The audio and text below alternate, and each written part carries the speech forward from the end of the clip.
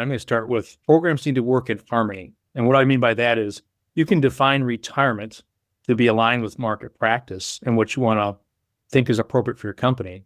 But how does the equity be treated at retirement also needs to work in harmony. So the blind spot is not looking how the overlap works. So what do I mean by that?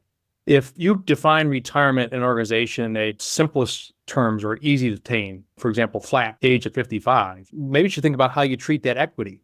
Is it extremely generous? Do you accelerate it all? Probably not. They probably be more on the prorated side. Specifically, we need to be in harmony as how we define retirement, how we treat that equity. So as a result, it is majority practice for most organizations to have a pre-established retirement definition and to be clear around what happens upon that equity. And that has become the majority cases. Most equity plans go beyond the executive team. So the basic definition of retirement and treatment of equity applies outside the executive suite.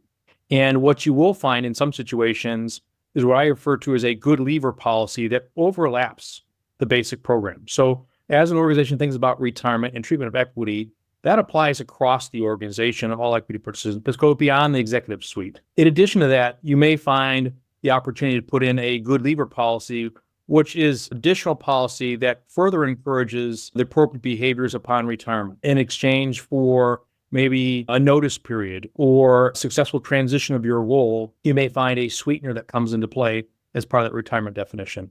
But again, majority practice, define retirement. Remember that retirement definition and treatment of equity applies to the broad equity participants in most situations.